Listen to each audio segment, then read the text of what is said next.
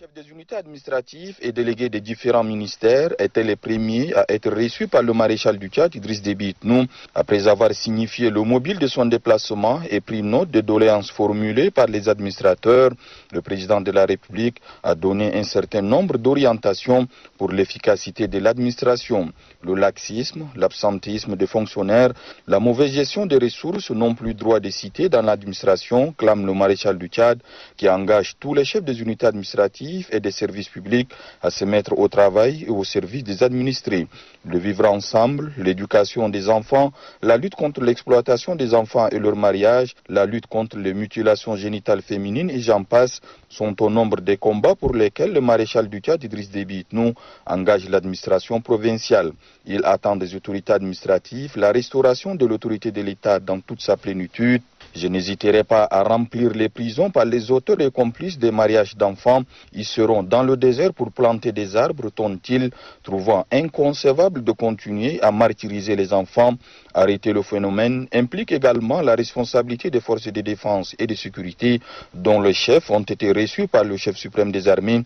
Ordre leur est donné de lever les barrières, à traquer tous ceux qui perturbent le sommet des Mandoulais, à répondre avec promptitude aux instructions du gouverneur pour agir face aux actes mettant à mal la société.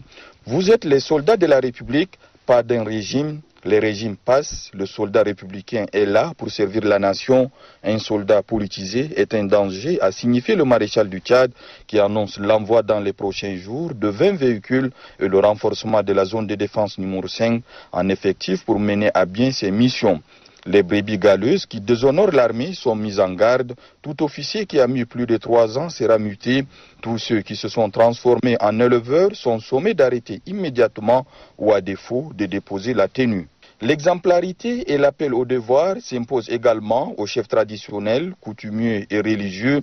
Ils sont appelés avec insistance à œuvrer sans relâche pour extirper le virus de la division qui prend racine, à renforcer l'unité nationale et à aider le gouvernement pour circonscrire la pandémie de la Covid-19 par une sensibilisation pointue.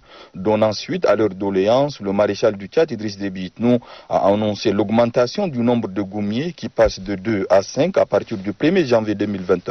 Le rétablissement des indemnités aux chefs de canton à partir de ce mois de novembre.